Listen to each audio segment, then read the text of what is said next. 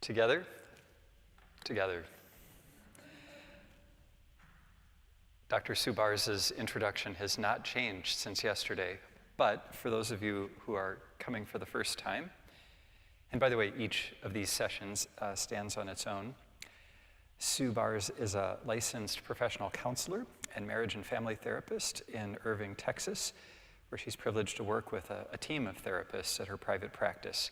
She's worked extensively in the field of counseling since 1986 in both hospital and outpatient settings, and focuses her work on the integration of the Christian anthropology, that is to say, the understanding of the human person of St. Thomas Aquinas, with the treatment of a variety of emotional and spiritual problems, among them emotional deprivation disorder, obsessive compulsive disorder, and scrupulosity.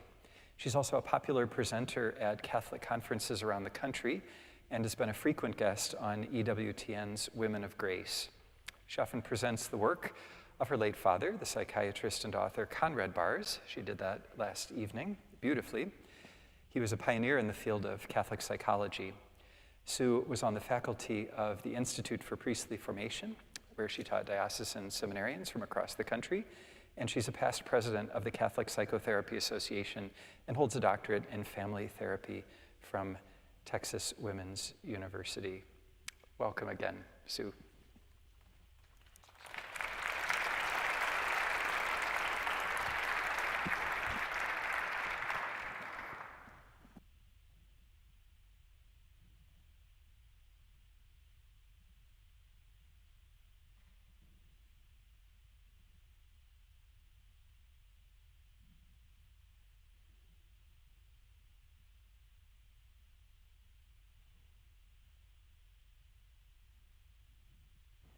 Can you hear me? Okay. I just want to put the timer on because I've been known to talk way too long, and you won't like that. But thank you for... Yeah, I remember one time years ago I was giving a talk to the Courage Conference, and I just had a few more things to say, and the person who was in charge kept saying, stop. And finally he just came up and made me stop. So I've just got to put on a timer. Thank you so much for coming, and welcome, or as some, I guess, younger people say, welcome in. And I just wanted to say something really, I thought was sort of, it might be of interest to you, especially those of you who came last night. You know this little Magnificat Lenten companion? You have it out there. And there's another one with the rosary.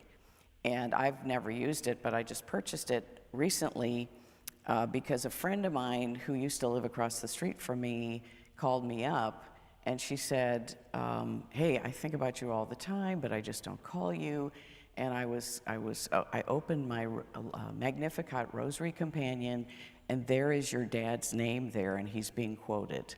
And so I thought I would mention that in case you want to look at it, because of course then I had to buy it and look at it myself. So anyway, so tonight I want to talk to you about affirming presence, strengthening the family, and just give you an idea of what this means.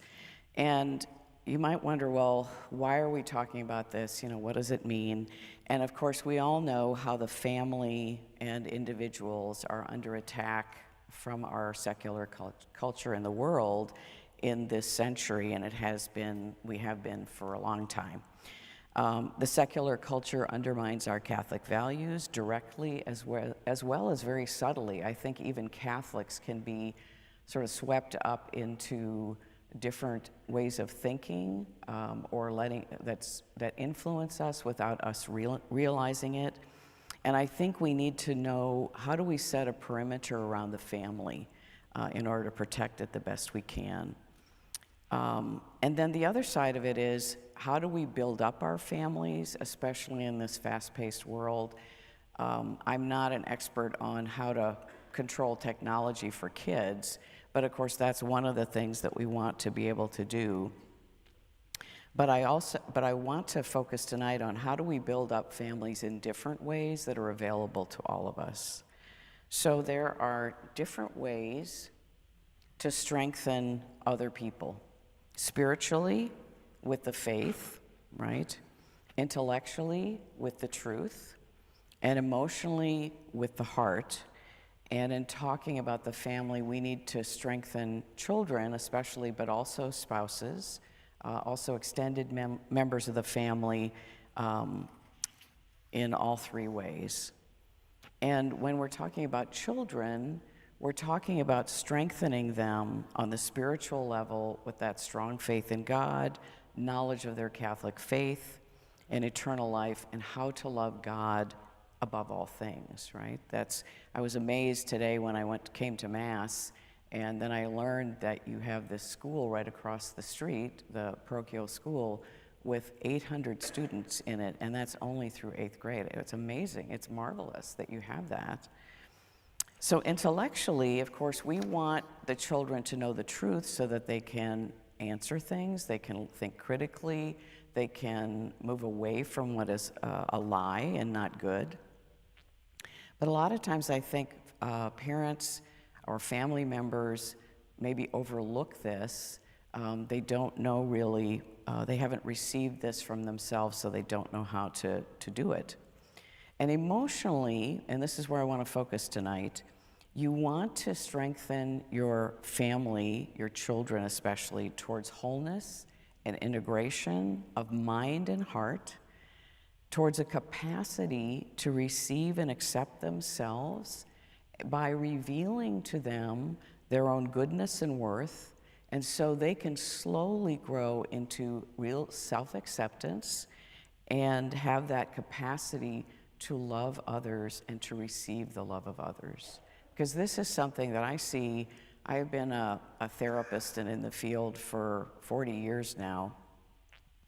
And with this work of my father, I've really seen a lot of people who have suffered a lot because perhaps intergenerationally, parents and grandparents just didn't get what they received or didn't receive what they should have gotten. So this is where I want to focus today on how do we strengthen the family and give you a way of being present and what we call affirming presence.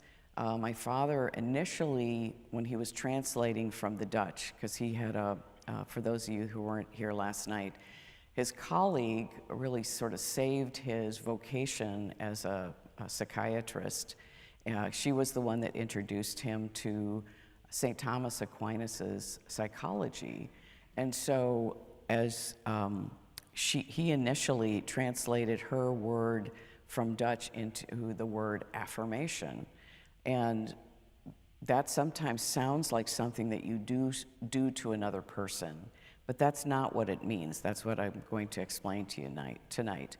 And one of the things that I want to start with is we want to differentiate this term affirmation or affirming presence from affirmations. You all are familiar with that term, affirmations, like little motivational phrases and things.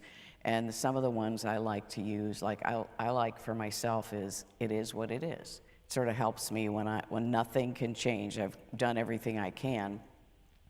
I just sort of have to face that instead of hitting my head against the wall, I just need to accept this is how it is, and I need to keep moving forward. And another one that I like to give as an example is like for dieters, that they're always trying different things.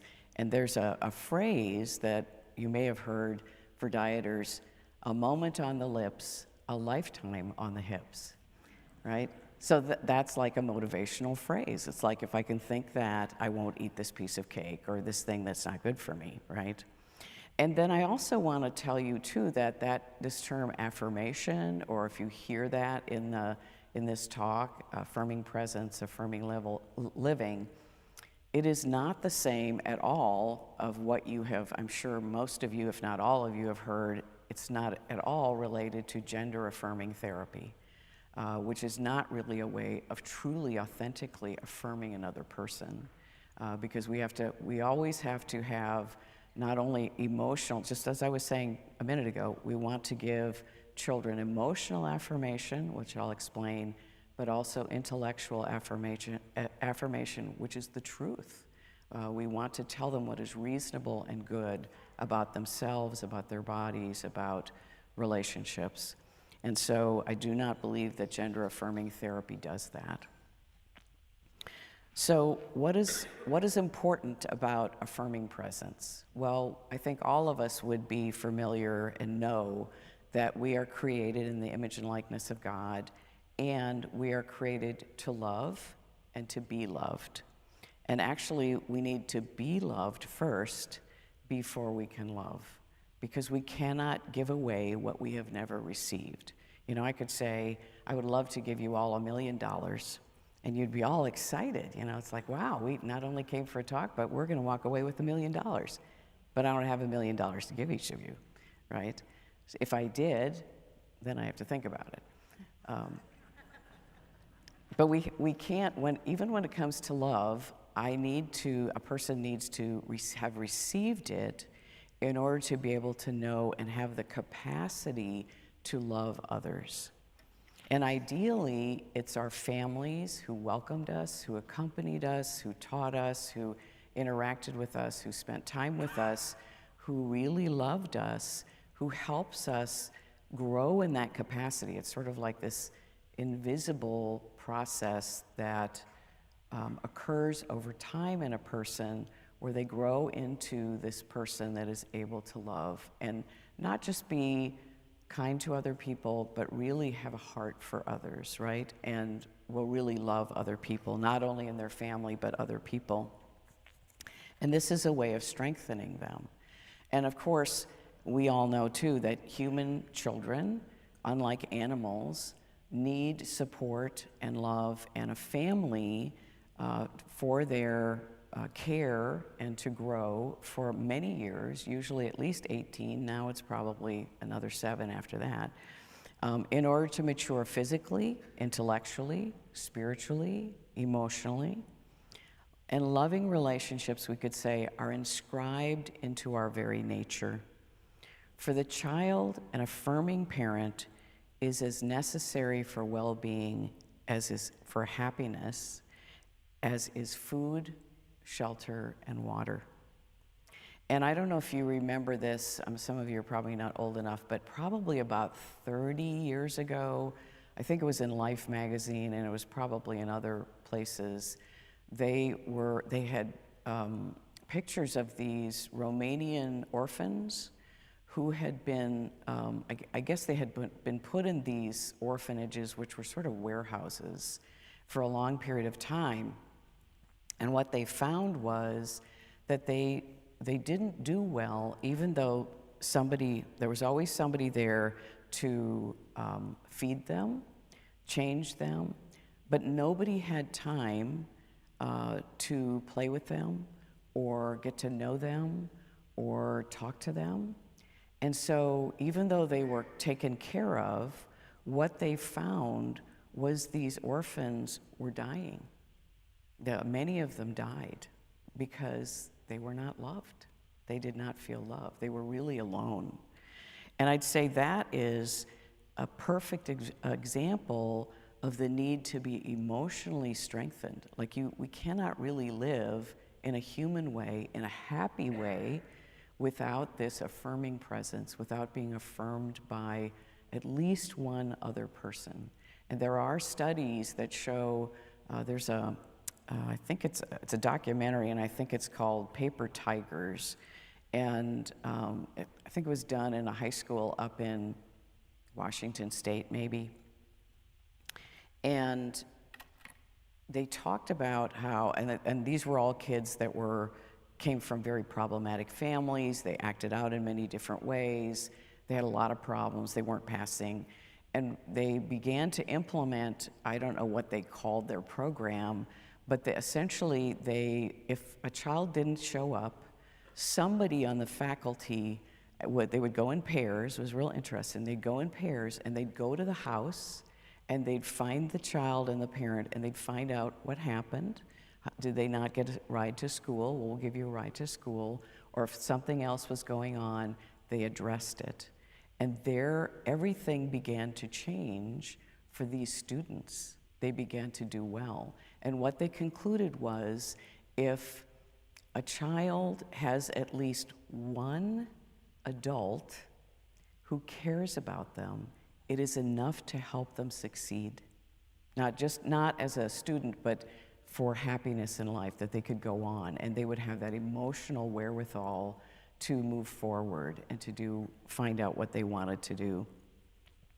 So what I wanted to make clear here is, when I'm talking about affirming presence, I'm talking about strengthening the person, but I'm not talking about like a pat on the back or an attaboy. Those are great things, and I don't say that those are wrong at all. Those are good. But that's not primarily what affirming presence and affirmation is. Because you can do those things, so, we can all do those things without having a heart for the person. And a person who has never experienced that affirming presence, they sense that. They sense that it's just words, right? Does that make sense to you? Yeah, okay. Dr. Barnes, how do you, because my daughter and I just had this talk about that. She doesn't think I'm necessarily genuine when I give her an affirmation, like in her mind.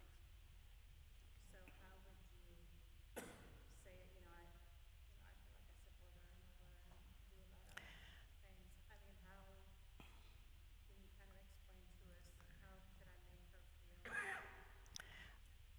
How about we come back after I've given the whole talk, because maybe that will give you some thoughts. But if it hasn't, ask me again, okay? And then we'll sort of walk through that. But that is a great question.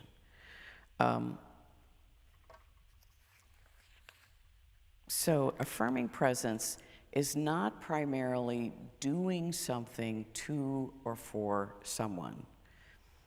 Although doing things with others or for others can be good, this is only secondary importance for the process of affirmation, which we might say has 3 parts. And by the way, there's some books left in the back. I've brought this book that I'm going to read from, Born Only Once, The Miracle of Affirmation. And this I'm going to give you, the process of affirmation is a 3-step process. And I want to say also, it is a way of being present, and I think you'll see this.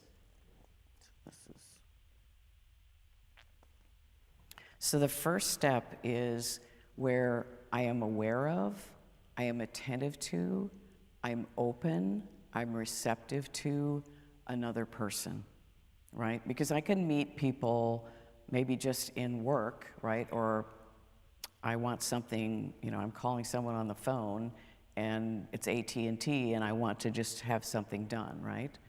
So this is where I have an attitude of openness and receptivity to the person, right? And that means I have to be inwardly still, which is sort of hard for us in our society, right? Because we're pretty fast moving. And then I allow myself to be moved or to be attracted to or find delight in, maybe over time. This might not happen just in a moment. And sometimes it's not going to happen at all, simply because only God can affirm every human being, right? I might not really connect with that person. But when I do, I'm allowing myself to have feelings that as they arise, I experience those. Now, the third step, I have a choice to make. Because if I find this person delightful or funny or just such a good person, or I'm really moved by their story or who they are, I have a choice whether I'm going to let them know that. So the third step is that I reveal my feelings for this person in my countenance, my tone of voice, my choice of words, maybe it's the look in my eye, so that the person can see that I have been moved. And I was going to say this later in the talk, but I want to say it now, is that oftentimes I'll stop and say, when I have feelings about something, where is the origin of my feelings? Like, if I have feelings about a person, where is the origin of my feelings? Most people would say, well, it's in you because they're your feelings. But that's actually not true. The origin of my feelings is in the other person, or it's in the rose, or it's in the sunset, or it's in the book I'm reading, right? It's that person, or let's take a little baby, right? You're holding a baby in your arms, and the baby is not crying. The baby is cooing and maybe smiling at you, and you are just delighted, right? Well, it is the goodness and the cuteness and the beauty of the baby that evokes my feelings in response to the baby. So when I am open, I can be moved by many beautiful, good things, including other people. So it's not just that I make a decision to love. Love can be, of course, it always has to be an act of the will.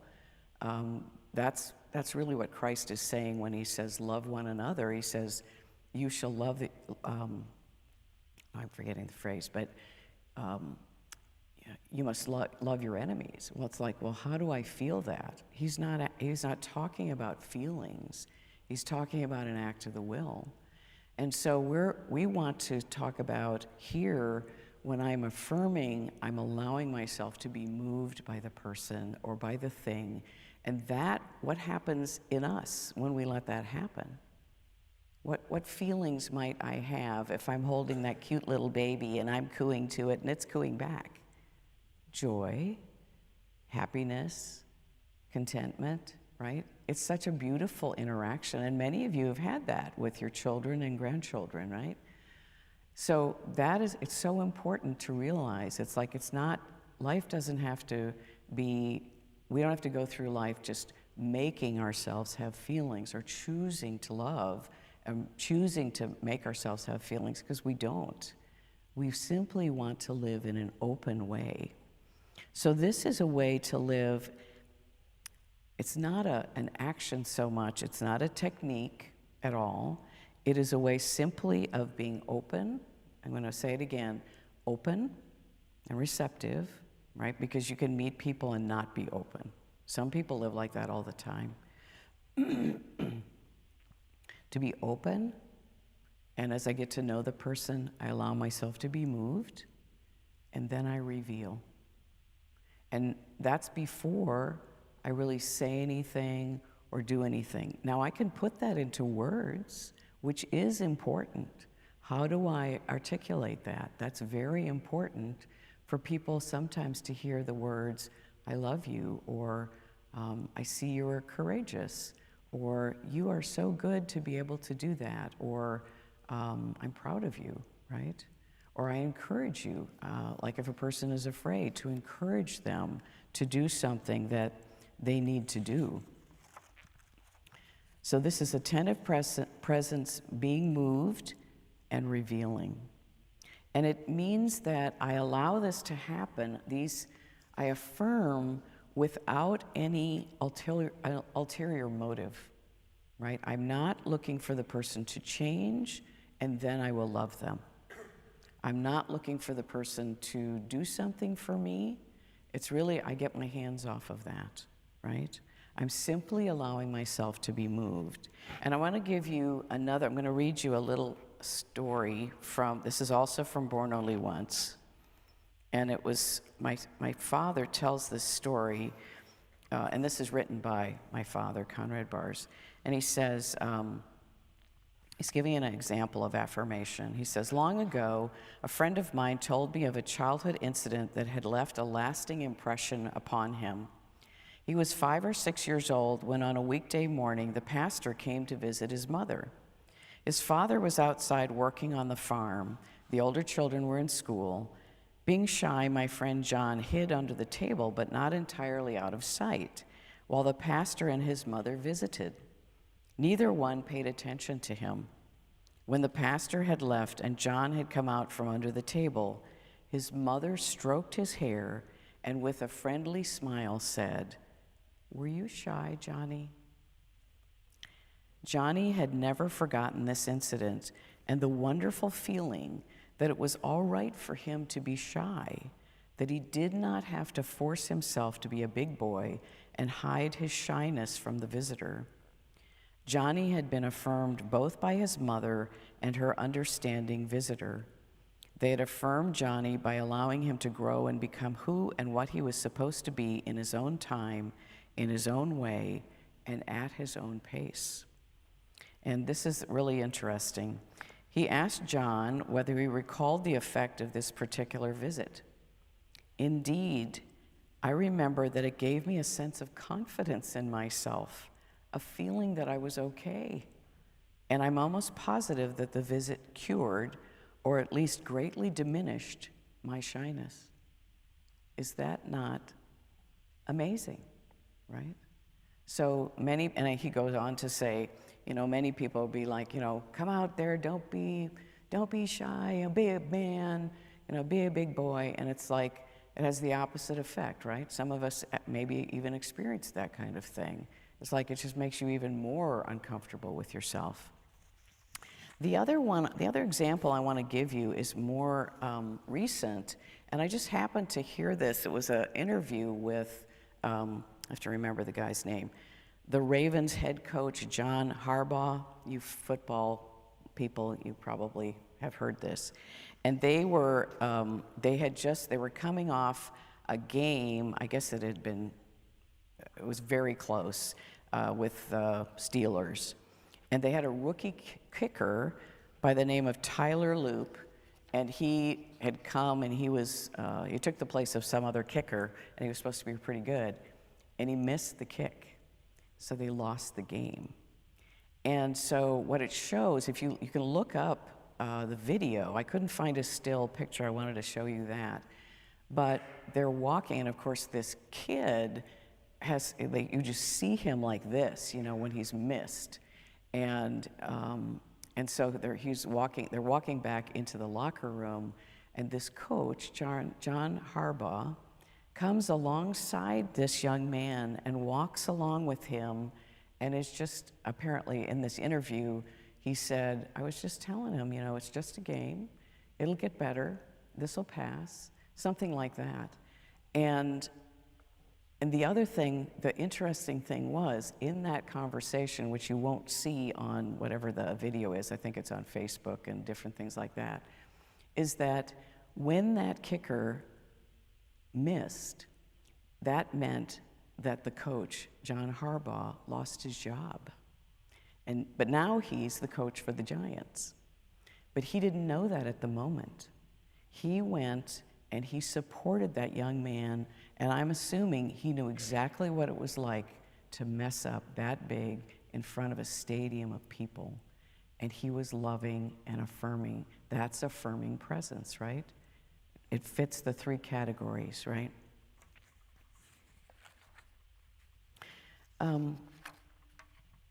So to emotionally strengthen someone through the affirming process, it means that you're open with your feelings to another person. It doesn't mean you're going to be open to every person you meet, because it's sort of like my parents in a different way. But when we were growing up, they said, of course you can have an open mind, you just need to make sure it's closed at one end, So you don't want everything to just keep passing through. And so some people we're going to know we shouldn't really be open to them, because I can sort of sense this person is maybe not a safe person to be open to or to be friends with, right? But when we affirm in a way, because my feelings mirror the goodness or the delightfulness, or whatever it is in this person, it's like I become the mirror for the goodness of that person.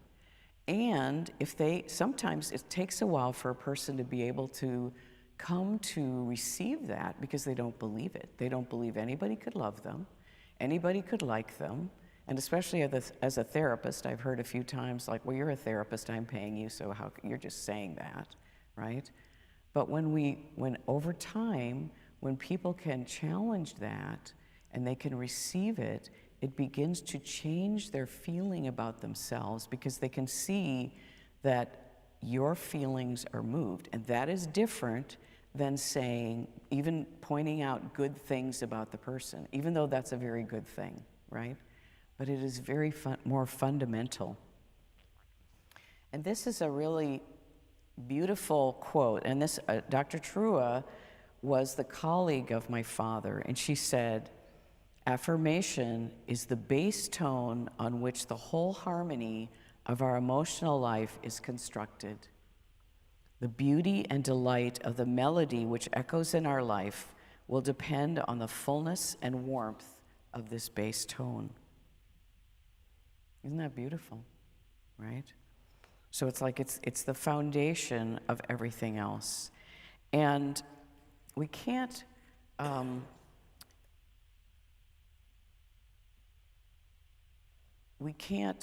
conjure up, I'll say this briefly, you might want to ask questions about it later, but we don't just create our own self-image and our own sense of self and our own self-esteem and our own identity. We receive it. It's like it is revealed to us, right? And that is why I believe the Lord created man and woman and made us to live in families, right? So that families could reveal to the other members of the family their goodness and their lovableness just in everyday life. And that what that does is it actually helps the person to grow into a person with confidence and, of course, with, even with direction onto how to interact with other people, of course. But it helps the person to begin to realize, I am someone. I am worthwhile. Someone loves me. I belong. When you can't say those things, what is the feeling that you get? It's, I'm nobody. I'm not important. I've had so many people in therapy tell me I'm not lovable. And this is the one thing that is also, I've heard so many times, that people will say, I don't even know who I am. It's very interesting, but it's very powerful. I don't even know who I am. And so there's a particular way in affirming, and I'm going to say this now just in case I run out of time, is that when I hear that, and I know that the person's background is difficult, that they did not have a supportive, affirming family, what I'm going to do is not just be affirming with them, but what they can do for themselves is develop their emotions, in particular, of love, desire, and joy. These emotions make us specifically human, and they actually bring, when they're developed, the person actually begins to feel more enjoyment and a sense of self. And I oftentimes say to people, I bet you growing up in maybe a dysfunctional family or an alcoholic family or whatever it was, or maybe there was just neglect, is that I bet you learned more about what other people thought and felt than what you thought and felt. And they sit there and they say, well, that's really right. I always knew what I was supposed to do in order for Dad not to be mad or Mom to pay attention to me, get their attention. And sometimes being the really good kid, sometimes being the really bad kid, right, gets a lot of attention. I've had kids tell me that. I said, well, I didn't get any attention when I did the right thing. And so doing these things actually helps to grow the emotions. It actually develops them so that the person is not just developed intellectually, and even spiritually they can be well developed. Folks with this kind of background and this sort of a deficit, like a deprivation of love, oftentimes are very good at what they do in their work. They're very competent, but when it comes to relationships, they have a great deal of difficulty because they do not know how to relate and establish rapport emotionally with other adults because they've never had it as a child. And you can't skip over those kinds of steps. So this is where I was saying we can't really conjure up our own identity. We can't make ourselves feel worthwhile. We can do things that can build on that, But we all need the affirmation of other people as a foundation. And I want to have you think when you felt loved by someone, how did you know that? Think of someone that you know really loves you, or maybe it's in the past, maybe it's one of your parents or an aunt or uncle, or it's a teacher. How did you know that they really cared about you? When you looked in their face and you saw the smile or the twinkle in their eye, or maybe they were like really gruff, but you knew when they were gruff, that was their way of loving you. Like, they'd be a little sarcastic, but you knew it, right? You felt it. And that is really, when you see that in a person's face and you realize that's what that is, that's strengthening. That strengthens us. That reveals to you your goodness, that you are worth seeing and knowing and loving, right? So this is what affirming presence is, really what gives identity. And we have a big identity crisis nowadays, right? Big time.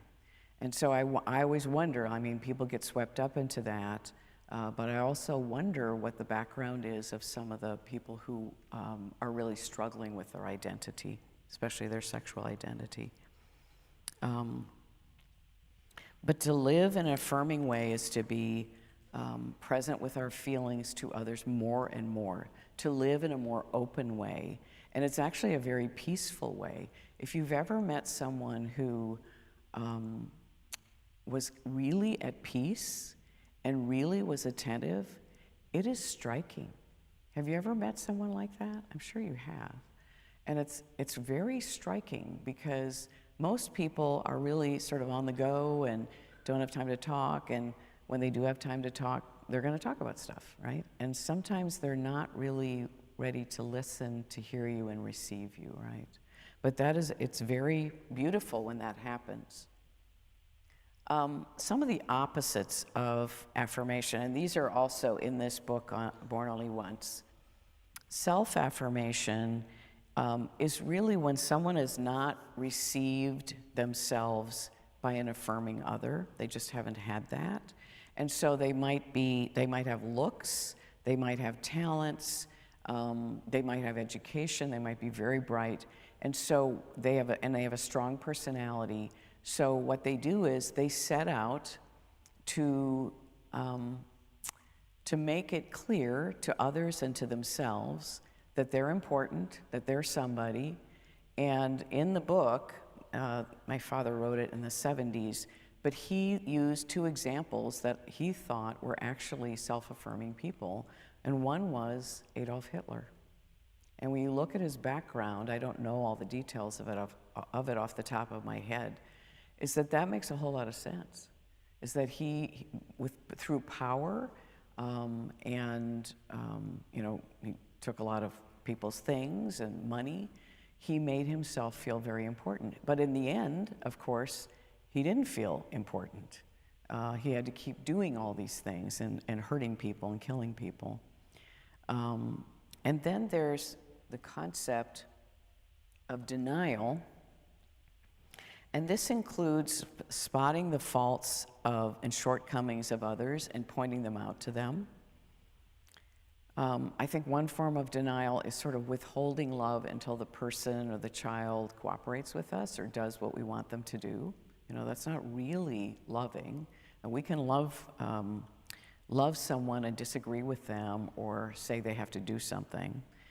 When we compare other people unfavorably with ourselves and try to be better than they, we deny them their own unique goodness. If you've ever been ignored, I don't know if I have that, I don't have it on the slide. If you've ever been ignored by someone deliberately, that is a denial of yourself, right? It's very painful, especially even if you don't know the person very well, but for the person to turn their back on you. But what if you even grew up like that? That's very painful, right? To sort of be alone in your own home, right? And then pseudo-affirmation is another example here of, it looks like being affirming, but it's really not. it's like, it's sort of like what I was saying, like attaboy, but not really thinking about like what's going on. Like, oh, I don't know, I was going to give you that example, like if the, well, I won't go down that road, but like a superficial compliment where it's not really thought through or meant, and a lot of times we can feel that, right? It's like, you're so good at this, but it's like, well, you don't really know me, or, you know, that's not what I really wanted to hear. And then encouragement, like, you know, you take your kid to the dentist's office and they're just panicking because you know, they don't know what's going to happen. And it's like, it's going to be okay, nothing to be afraid of. It's like, well, how about we just sit and pay attention to that? You know, like some dentists know that when they know that, I've seen them do a really great job, which helps ease the child into it over time by just saying, you know, hey, let's just let her sit and watch you get worked on. You know, the parent get worked on, so then they begin to realize slowly that there's nothing wrong with this. And then they grow out of the fear. So it's like, let's start with the feeling that the person has, and let's see if we can go from there. Let's respect that feeling. Pseudo-affirmation is also never wanting to hurt anybody's feelings. You know, have you ever met anybody like that, you know, it's like they never want to tell you anything. I mean, nowadays, of course, we don't want to, you know, talk about religion and politics because that's too hot of a topic. But never to give your opinion about something might be just a way of keeping the peace.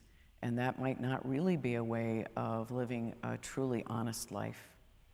And then permissiveness towards youth.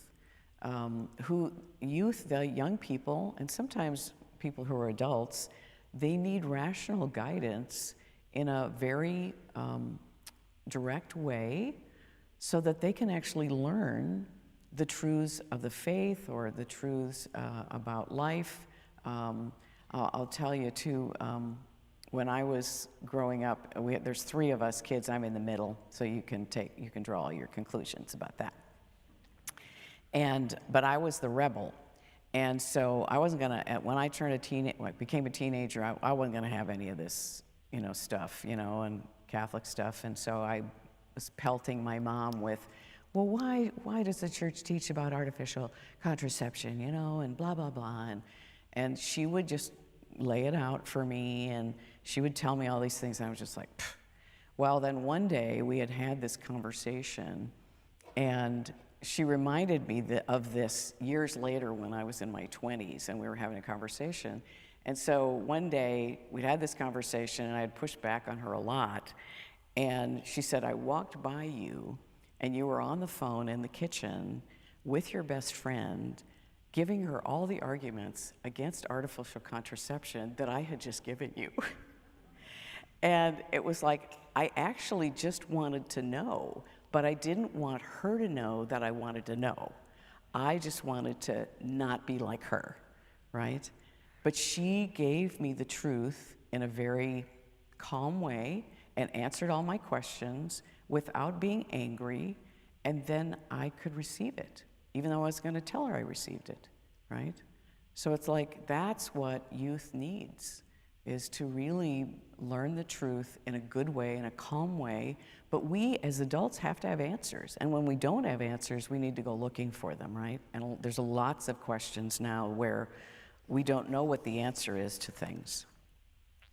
The other thing I want to also emphasize is that some of you may be thinking, well, you're talking about all this affirming stuff. Well, kids need correction. Yes, they need correction. But you can affirm intellectually and emotionally at one and the same time. So the example I give to parents is you know, when your child gets angry, you know, like a 5-year-old, you can say to them, it's okay for you to be angry, but you may not kick the door, or you may not hit your sister. Now, I'm gonna let you go to your room, and you're gonna be in your room over there until you can calm down. And then when you're calm, why don't you come out and we'll talk about it, right? So I affirm the feelings, but I don't let them do the behavior, right? So I make it very clear, like, this is okay, this is not okay, right? So when we're talking emotional affirmation, or the secular world talks about affirmation, they are probably talking about, well, in a lot of ways, they are saying, oh, you feel that way? Well, let's go do this, right? Which creates so much pain because the person doesn't live according to the lights of reason, right? And so that they're going to suffer because of that, and we're sort of teaching them to do that.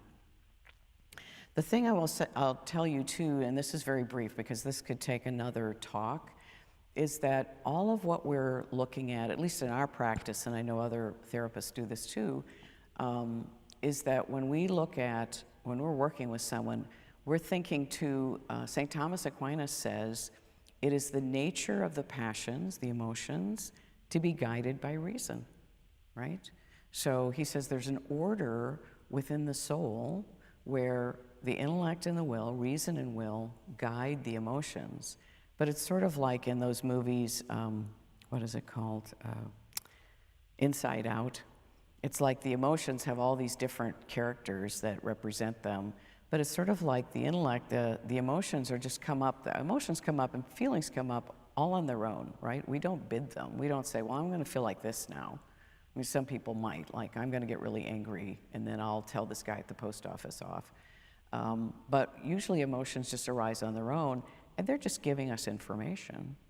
And so we're helping people to say, let me listen to that, and let's see if there's anything to do about it. And sometimes we're just gonna let the feeling be, and we're not gonna do anything because it wouldn't be reasonable to do that. And in other ways, we're saying, oh, no wonder you're angry, and let's figure out what there is to do about this situation, and let's see if you're ready for that, right? So that's where we're working with, when we're strengthening people in therapy, in the family, we're really helping them through affirming presence to accept their own thoughts, their own feelings, their desires. That's where we start, right? We don't just stay there, but we don't fight with them about it, but we also are helping them to accept their own weaknesses, their strengths, their humanity, as well as the rights of other people, right? Because we have to, all of us live in society. So this is, I say, a way to affirm others and have this affirming presence is to encourage the growth and development of the person's humane emotions, and those are love, desire, and joy. If you haven't had what you needed when you were growing up, you can do that. And I'm going to give you, let me see if I have, I'll give you a little example of this. And this is from this other book that we have available, Feeling and Healing Your Emotions. I thought this was a great example. So this is my father writing. He says, not too long ago, on one of my lecture tours, I met a Protestant minister who had suffered for years from a deep depression that no drugs or shock treatment had been able to alleviate. After reading Born Only Once, he had decided to concentrate on doing nothing but simply be present to what he called all the little things around him. This he did in a spirit of praise and gratitude to God, who had created those little things for his happiness. Proceeding from inanimate objects to flowers, pets, and little children, he gradually lost his loneliness, fears, and depression. The children especially made him feel that he belonged and that he was loved by them and God. From there, it was only a small step to feel at ease and happy with the people who made up his parish and with his work. This account by the healed minister emphasizes the need to follow these instructions regarding affirming living in a spirit of praise and gratitude to God. Thus, the Christian unaffirmed person, the one who has not received affirmation in early life, by learning to live the affirming life, accelerates this process by giving praise and thanks to God every time he is present to what God has created: the grass, weeds, pebbles, trees, flowers, sunshine, rain, and everything. And then he says this, he says, the same is true for man-made objects in his life, for they are also presents to him from God through his fellow man. And I thought that was so beautiful, and is so simple, and it is a way that the person who, sometimes people who come into my office have such a deficit, or they were totally neglected, and so this is the path that I set them on, that how they can help themselves. And I'll just say real briefly, because we're coming to the end of the time. I have a client who gave me permission. I'm not going to talk a lot about her, but she's a good example. Gave me permission. She actually wrote out what was helpful to her in therapy. And she had come, brief background, she had come from a family of real neglect. Her mother had bipolar disorder, and she would have migraines, and then she would just go in her room for 3 days at a time. She could not interact with this woman when she was little, and she was an only child. Her father was, I don't know, present somewhat. She said she only remembered the one thing that she could remember that he did with her was he drew the bath for her once. He set up the bathtub for her. And so she came, this was a religious woman, a nun, and she came to me, and so I listened to her, and I said, well, I really think I need to teach you about how to live the affirming life and just how to be. And she goes, well, I don't want to know about being. What do I do? And I just set her on this path, and so she had a lot of anxiety, like so much anxiety that she would have to attach to people every day. She'd have to meet with someone every day that she trusted, and she'd have to have them look at her in a particular way, and then she could sort of calm down before she went and did her work. She was depressed. She had been to other therapists. Some of them had done some good work, but she still felt like this. So what I taught her was to notice, recognize, and experience and accept her feelings and emotions, as well as her thoughts and desires. That doesn't mean that they were all fulfilled, but it was more like she had no knowledge of what was going on inside of her, even though she was living in a convent, she was teaching, and then she actually got so bad that she had to stop. And she couldn't even function. But she was one of the people who said, I don't really know who I am. But by living this life and finding out what her desires were and meeting them in very simple ways, she would do a little journaling, she would put together puzzles, she would notice colors, I think she did a little painting, I can't remember some of the other things she did. And slowly and surely, she healed.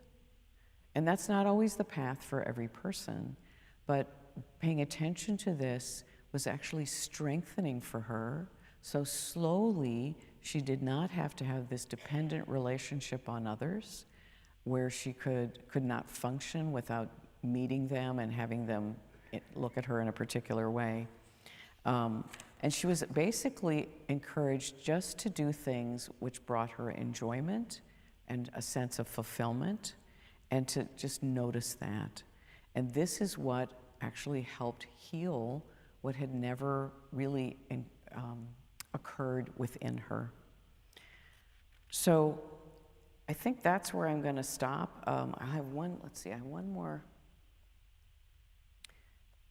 more slide here. And when you have kids, when you have younger kids, or even if you have older kids, you want to spend time with them. That saying that realtors have, location, location, location. I think it's true for families too. It's like proximity is everything, right? If you are not together and you're not spending time with each other, there's something that's going to be lacking.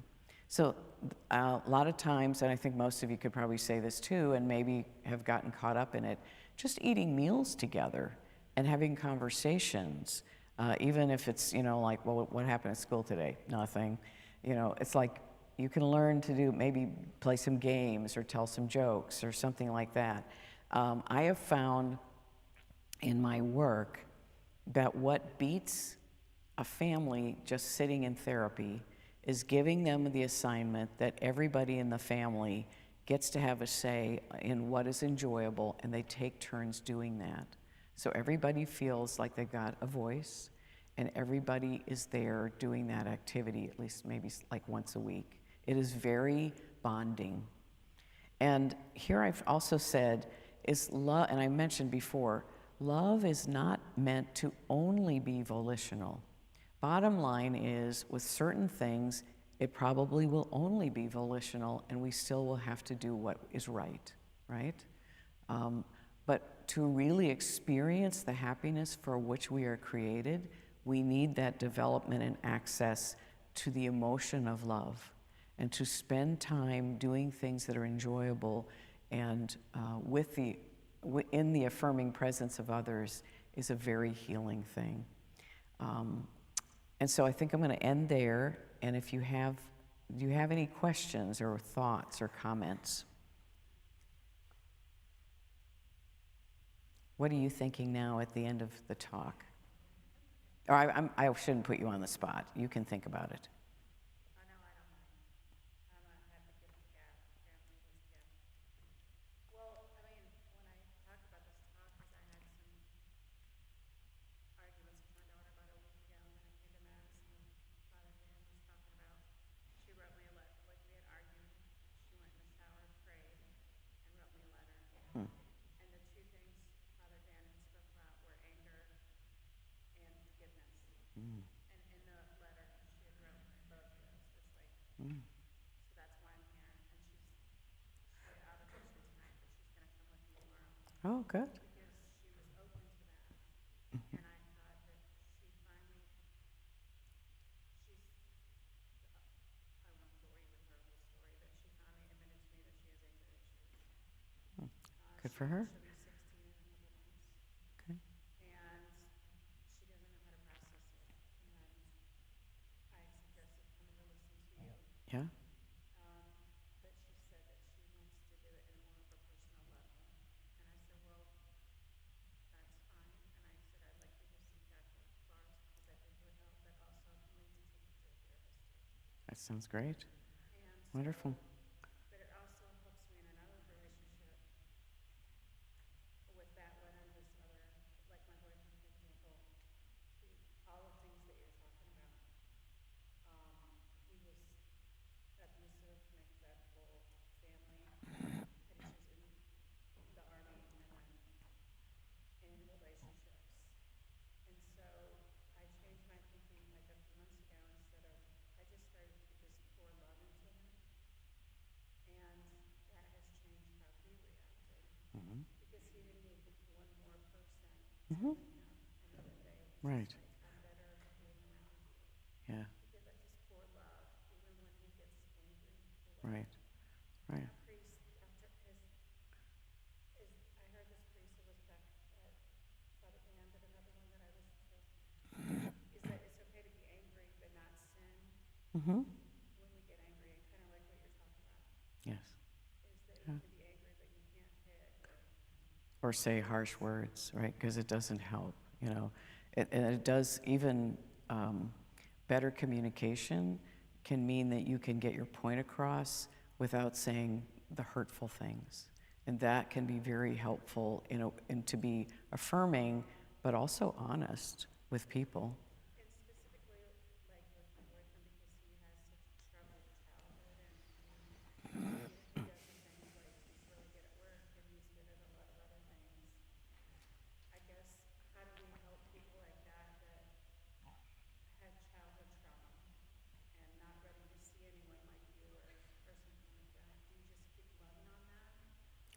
And Yeah, I think so, and I think what you're doing is you're doing the right thing, right?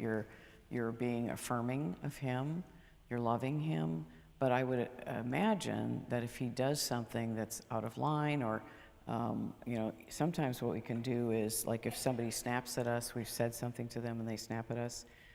A nice way to handle it is, did you feel like I was attacking you? I wasn't attacking you. Instead of getting defensive, right? What were you feeling that you responded like that? Because it sounded like maybe you felt like you were attacked. So it's like learning some of those skills can be very helpful just to affirm the person that, I hear you, but that's not really okay, right? Instead of going down that road. So I think you're on the right track. I'm glad your daughter's coming tomorrow. Yeah. And the talk tomorrow is on anger and forgiveness. Anger and forgiveness, yeah. That's right. What other questions or thoughts do you have? Yes. Just briefly describe what was such a significant difference between how your father was taught and what Freud's philosophy was versus Aquinas's philosophy. Briefly, because I'm not an expert on Freud, but my father was, at the time he was in the first 10 years of being a psychiatrist, he was working in a state hospital, and I think what Freud did was, especially in certain cases, he thought that, I'm losing my train of thought about that. With certain things, he thought if a person was neurotic because of moral issues, that the answer that he gave was you just get rid of and you ignore the morality issue. And so no good Catholic psychiatrist could go along with that, right? So that was the main issue that, Freud had his idea of the superego and the ego and the id, and I'm not really familiar with all that.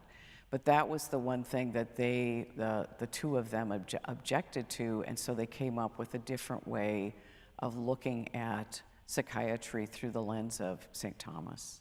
Yeah. Yes. Our good Father Dad is always asking us not to spend too much time on our devices, right? Yeah. I had a very profound experience recently. I have a so-called foster daughter that we sponsored when she's in the Philippines. She's a pediatric nurse, and she had a baby almost 3 years ago, a little boy, and was not married, and the father helped out babysitting while she went back to work as a pediatric nurse. She found that when she called the father, he wasn't answering the phone, so she knew he was not attending to the baby properly and always on the device. And so she quit her job, and when she came back to full-time mothering, she thought her son was autistic because he still had not spoken one word in 3 years. And Oh. with therapy, we started giving the therapy and experts doing the therapy. Once she gave up the screen time, the boy is now speaking. That's amazing. Yeah. And I Yeah. just thought that was incredibly insightful that she discovered that. Yeah, that's amazing. I do know that, this isn't quite the same thing, that if a child only hears recorded voices, they will not learn how to speak. A child can only learn how to speak a language with people speaking to them. Yeah, and so maybe her being on her device, she wasn't speaking to him either, so, yeah. Well, thank you so much for being so attentive. I know this is sort of a late night. And God Sue, bless you. if I may consult the gadget to share a beautiful little reflection by Father Jacques Philippe that echoes your talk from the heart. He says, each of us can experience that in Jesus' eyes, we are loved, chosen by God, in an extremely personal way. We often have a feeling that God loves in a general way, loves all men. But being loved in a global way cannot satisfy us.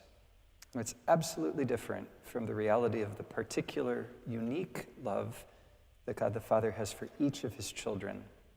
God's love is personal and individual.